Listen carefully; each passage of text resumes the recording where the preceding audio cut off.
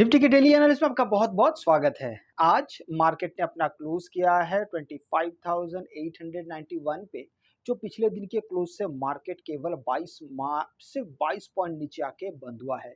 लेकिन ये बात सिर्फ 22 पॉइंट की नहीं है। आज मार्केट बहुत ही शानदार तरीके से, एक तो मार्केट अच्छा खासा गैप अप खुलता है और आज कई जमाने बाद, यहाँ पे कई जमाने बाद का मतलब है 2024 के सितंबर महीने में मार्केट 26,200 तक गया था।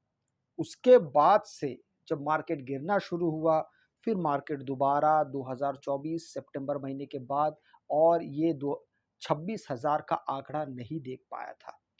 आज लगभग 1 साल 1 महीने बाद, कुल मिला के 13 महीने, मैं आपको दिखा देता हूँ। ये आज का जो हाई है 26,000 का, इसको थोड़ा-सा पीछे लेके चलते हैं, तो आप यहाँ पर देख सकते हैं। ये सितंबर महीना और ये मार्केट का हाई लगा था। हुआ क्या था? किस प्रकार से मार्केट ने अपना कामकाज किया था? तो 26 ये सितंबर का महीना है और लगभग इस दिन का मतलब है 26 तारीख, 26 सितंबर को मार्केट ने 2024 मार्केट ने अपना 26,000 का आंकड़ा छुआ था। और अगले ही दिन से क्या होने लगा? अगले ही दिन से मार्केट एक रेड कैंडल, उसके नीचे और एक, फिर मार्केट में बड़े-बड़े गैप डाउन का सिलसिला एक्चुअली शुरू हो गया था। मार्केट खुद तो गिरा, पर उतना ज़्यादा मार्केट गिरा नहीं। आप अगर देखेंगे, मैं सितंबर की बात कर रहा हूँ, मार्केट में सबसे बड़ा दुश्मन था मार्केट का गिरावट का, वो था गैप डाउन।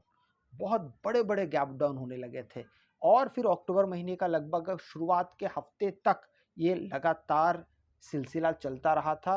तो 26,200 से लेके मार्केट जब गिरना अपना बंद हुआ तो 24,800 तक, ये लगातार लगभग 1400 पॉइंट केवल 6 दिन के अंदर मार्केट गिर चुका था। 1400 पॉइंट, 2400 पॉइंट्स, मार्केट माफ कीजिए 1400 पॉइंट्स, मार्केट सिर्फ 6 दिन के अंदर मार्केट गिर चुका था। अभी यही सिचुएशन हमारे सामने इस साल भी आया है। तो 13 महीने बाद ये वाला मामला सामने आया है। अब बातें होती हैं कि अब आगे का क्या? क्या मार्केट यहाँ से दोबारा गिरेगा? तो जिस तरीके से मैंने आपको कल भी कहा था कि हम अभी भी बेयरिश मोमेंटम में नहीं है, ना ही आज है। इसको याद रखिएगा ना, हम कल थे ना आज है। आज भी क्यों नहीं है? आज इसलिए नहीं है क्योंकि मार्केट ने यहाँ पर एक बात तय है कि मार्केट यहाँ पे जो एक बहुत इंपॉर्टेंट जो ट्रेंड लाइन जो मार्केट का चल रहा था, उसको बेशक मार्केट ने एक ब्रेकडाउन दिया है। मार्केट उसके नीचे ज़रूर आया है, लेकिन उसके नीचे आने के बाद मार्केट को यहाँ पे कुछ बातों का ध्यान रखना पड़ेगा, तब जाके हम उसको कंप्लीट मानेंगे। भाई किस चीज़ को कंप्लीट मानेंगे? वो हम मानेंगे कि मार्केट का ये जो कंसोलिडेशन एरिया है ना, इसके बारे में मैंने आपसे कल ही बात किया था। आज भी अगर आप देखेंगे तो मार्केट हालाँकि इस कंसोलिडेशन एरिया के बाहर खुलता है, पर फाइनली उसके अंदर आके बंद हुआ है। ये चीज़ बड़ा महत्वपूर्ण था कि मार्केट इसी रेंज के अंदर आके जब बंद हुआ है, तो शायद अब मार्केट 1-2 दिन शायद इसके अंदर और रह जाए। जब तक ये लेवल नहीं टूटता है, प्रॉफिट बुकिंग नहीं आएगी, प्रॉफिट बुकिंग नहीं आने वाला। पर कंसोलिडेशन एरिया में भी एक नियम होता है, वो नियम शायद अब तक कभी बना नहीं था, आज बना है, तो मैं आज आपको बताता हूँ। मार्केट इस एरिया के बाहर जाके खुला है, इसका मतलब एक ही होता है। आप समझते हैं उसका मतलब क्या होता है? उसका मतलब ये होता है कि मार्केट में वोलेटिलिटी आएगी। कंसोलिडेशन में वोलेटिलिटी नहीं होती। कंसोलिडेशन में बस ऊपर-नीचे, ऊपर का रेजिस्टेंस, नीचे का सपोर्ट, यही ऊपर-नीचे होते रहता है। ये सिलसिला कई समय तक चलता है। लेकिन जब मार्केट एक एरिया को तोड़ के, ये जो एरिया है इसको तोड़ के जब मार्केट आज बड़ा गैप अप खुला, तो अब इस यहाँ पर इतनी ताकत बची नहीं है मार्केट में कि मार्केट इस एरिया को रोक सके। तो यहाँ पे वोलेटिलिटी बहुत बढ़ने की भी आशंकाएँ बनी रहेगी। मतलब यहाँ पे इस एरिया के अंदर मार्केट ज़्यादा समय बिताने के लिए तैयार नहीं रहेगा। मार्केट बहुत जल्दी यहाँ से निकल जाएगा। ये जल्दबाज़ी हम आज से नहीं देख रहे हैं। अगर आप देखेंगे ध्यान से, तो हम लगभग सितंबर महीने का पूरा समय हमने बस ये जल्दबाज़ी देखी है। सिर्फ अगस्त महीने तक धीरे-धीरे ये जुलाई तक चलता रहा। फिर सितंबर महीने से देखेंगे तो पूरी तरीके से मार्केट एक एक बहुत शानदार तरीके से मार्केट एक एक रेंज में चल रहा है। कभी मार्केट सीधा ऊपर जाता है, कभी सीधा यहाँ से गिरने लगता है। दोबारा अक्टूबर महीने का सीधा मार्केट ऐसा बहुत-बहुत कम होता है। अब ये चीज़ ये इन्हीं दिनों होता है क्या? आइए एक बार मैं आपको वो भी दिखा देता हूँ। अगर आप पिछले साल भी अगर देखेंगे तो भी आपको कुछ ऐसा ही डेटा यहाँ पे सामने नज़र आएगा। कि हमने पिछले साल भी ऐसे ही हमने देखा था कि सितंबर महीना आया सीधा ऊपर, यहाँ से फिर अक्टूबर महीना आया सीधा नीचे, नवंबर तक मार्केट गिरता रहा, फिर मार्केट सीधा चला और फिर दिसंबर के बाद फिर मार्केट थोड़ा स्टेबल होने की कोशिश किया। तो ये ज़रूरी नहीं था कि सिर्फ इसी बार हुआ है, ऐसे होते रहता है। अब बात आएगी कि मार्केट अगर यहाँ से और गिरना शुरू करता है, अभी देखिए, आज जो घटना घटी है ना, इस घटने ने एक बात आपको साफ-साफ कह दिया है कि भई देखिए, अभी अगर बाइंग मोमेंटम आएगा, तो अभी बाइंग मोमेंटम कौन-कौन से चीज़ों पे डिपेंड करेगा, आइए मैं आपको उस 15 मिनट के टाइम फ्रेम पे लेके चलता हूँ। तो बाइंग मोमेंटम हमको यहाँ पे बहुत आसानी से समझ में आने लगी। कल जब मार्केट, कल का मतलब है ये ये जो आप देख रहे हैं ये मुहूर्त ट्रेडिंग का था और मुहूर्त ट्रेडिंग में हुआ ये था कि मार्केट एक इंपॉर्टेंट ट्रेंड लाइन के नीचे पहुंच चुका था। तो मैंने आपसे कहा था अभी भी चिंता करने की बात नहीं है, अगर मार्केट फ्लैट या गैप डाउन खुलता है तो ही फिर चिंता करने की बात आएगी। आज होता ये है कि मार्केट शुरुआत में एक बड़ा गैप अप खुलता है, सीधा 2600 पार। आप देखेंगे तो यहाँ पे लगभग मार्केट 800 के आसपास मार्केट बंद हुआ था, 820 830 के आसपास मार्केट बंद हुआ था और 25,000, और मार्केट आज जब खुला सीधा छप्पर फाड़ के एकदम 26,050 के पास मार्केट खुलता है। वहां से लेके मार्केट एक बहुत लंबे समय तक, यहाँ पे लंबा समय आप देखेंगे तो मार्केट लगभग पहला 15 मिनट का भी अगर आप यहाँ पे मुआयना करते हैं तो लगभग मार्केट यहाँ पे 1:15 बजे तक मार्केट एक ही जगह पे ट्रेड करता रहा। कभी थोड़ा, कभी कभी ऊपर, कभी थोड़ा नीचे, कभी थोड़ा ऊपर, मतलब वो भी 50 पॉइंट के अंदर आप देखेंगे। तो यहाँ से लेके मैं इसको थोड़ा सा अगर आपको मैं, इसीलिए कंसोलिडेशन का महत्व ऑप्शन मार्केट में बहुत ज़्यादा अधिक रहता है। इस प्रकार जब आप ट्रेडिंग करने आते हैं और अगर आपको समझ में आ गया कि मार्केट कुछ ऐसे एरिया में, और जब ऐसे एरिया मार्केट तोड़ेगा, बहुत तेज गति से मार्केट या तो ऊपर जाएगा या तो नीचे जाएगा। और मार्केट ने फिर यहाँ पर जैसे इस एरिया को तोड़ा, देखिए कंसोलिडेशन एरिया का पावर किसको किसको कहते हैं। तो यहाँ से जब मार्केट नीचे आना शुरू हुआ तो बिल्कुल सीधा यहाँ से लगभग लगभग 200 पॉइंट के आसपास मार्केट गिर गया। देखिए यहाँ पे 26,040-50 के पास मार्केट था और जब गिरना शुरू हुआ तो सीधा वहां से लेके 870 के आसपास, पूरा 200 पॉइंट नहीं लेकिन आप 180 पॉइंट के मार्केट का गिरावट आप देख सकते कि होता क्या है और कैसे होता है।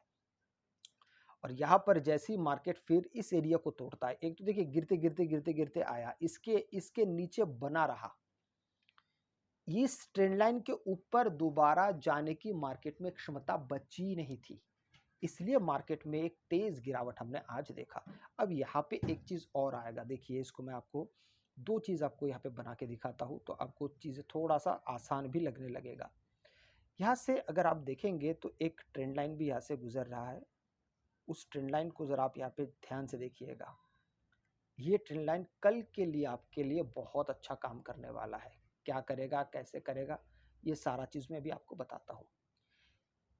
एक ट्रेंड लाइन तो ये हो गया है, समझिए इस ट्रेंड लाइन का, इस ट्रेंड लाइन का महत्व आपको कल समझ में आएगा जब मार्केट इसी के आसपास रहेगा या आसपास खुलेगा। और इसको मैं थोड़ा सा और ब्रॉड कर देता हूँ। हाँ, अब देखिए ध्यान से आप, ये दो ट्रेंड लाइन बहुत जरूरी बन चुका है। ये ट्रेंड लाइन जरूरी क्यों है? सबसे पहले, अगर मार्केट इस एरिया, कल मान लीजिए फ्लैट ओपन होता है, मान लेते फ्लैट ओपन होता है तो मार्केट ऊपर जाना अगर शुरू करता है, किसी भी कारण से अगर मार्केट ऊपर जाना डिसाइड करता है, ये जो ट्रेंड लाइन आज बना है ना, ये हमें कल समझ में आएगा इसका प्रताप क्या है, क्योंकि मार्केट को रोकने के लिए काफी रहेगा ये।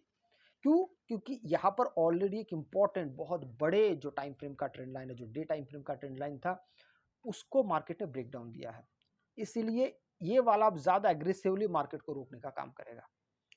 तो यहाँ पर बाइंग तो तभी संभव है, अभी देखिए सीधी-सीधी अगर हम बाइंग की बात करेंगे, तो जब तक ये वाला ट्रेंड लाइन मार्केट के इसके ऊपर नहीं चला जाता, बाइंग के बारे में आप सोच नहीं सकते। और ये लेवल क्या है, पहले मैं इस लेवल के बारे में अगर मैं बात कर देता हूँ कल के हिसाब से, तो लगभग ये दिखाई देता है आपको 26,003, राउंड फिगर में इसको हम 26,000 ही मान के चलते हैं, ठीक है।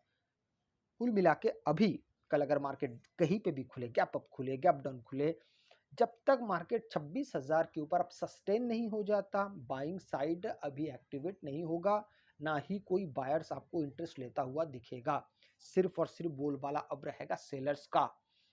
और अगर मार्केट मान लीजिए फ्लैट ओपन होता है और फिर नीचे गिरना शुरू होता है, तो यहाँ से कल भी हमने यही बातचीत की थी कि कल मार्केट के पास कौन कौन सा एरिया रहेगा। तो सबसे पहले मार्केट 700 के पास आएगा, फिलहाल कहाँ पे 870 के पास। तो मार्केट जैसे ही आज का जो लो है, आज का लो कहाँ पे है, आज का लो और आज का क्लोज लगभग लगभग सेम ही है, वो है 26,870।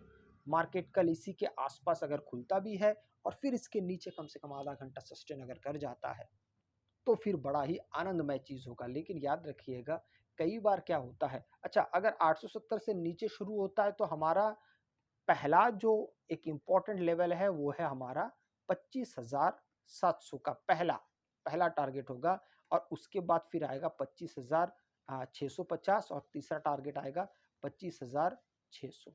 इस प्रकार से मार्केट आपको नीचे जाता हुआ दिख सकता है। पर यहाँ पे एक एरिया ऐसा भी है जहाँ पे आपको बिल्कुल भी आ, अपने आप को रोक के रखना है। वो क्या है मैं आपको बताता हूँ।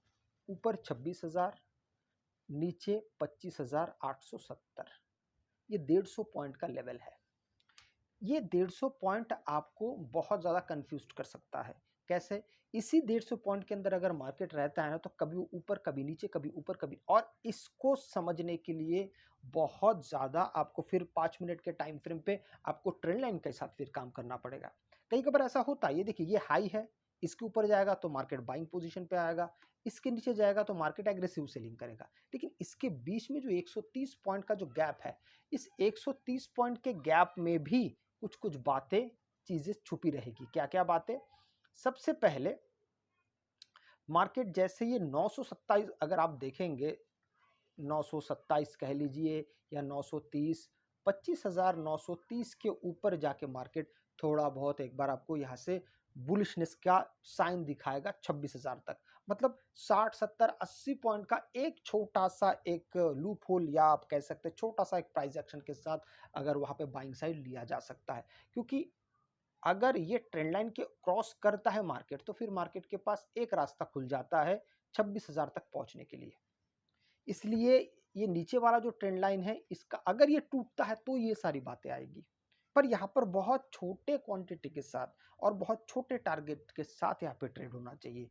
ये अगर किसी भी कारण से अगर ये वाला ट्रेंड लाइन, क्योंकि ये शॉर्ट ट्रेंड लाइन है, अगर ये टूटता है, टूट के मार्केट अगर ऊपर जाता है, तो यहाँ पे ट्रेड भी छोटे होंगे और यहाँ पे टारगेट भी छोटे होने चाहिए कम क्वांटिटी के साथ। क्योंकि मार्केट रिवर्सल कभी भी आ सकता है, क्योंकि मार्केट सेलर्स के एरिया में है, तो रिवर्सल कभी भी आ सकता है। तो यहाँ पर बहुत एग्रेसिवली बाइंग की तरफ ना जाए तो ज़्यादा बेहतर रहेगा। अगर आपको वीडियो अच्छा लगे तो लाइक से सब्सक्राइब जरूर कीजिएगा। आपसे मैं अगले वीडियो मिलता हूं, तब तक के लिए जय हिंद।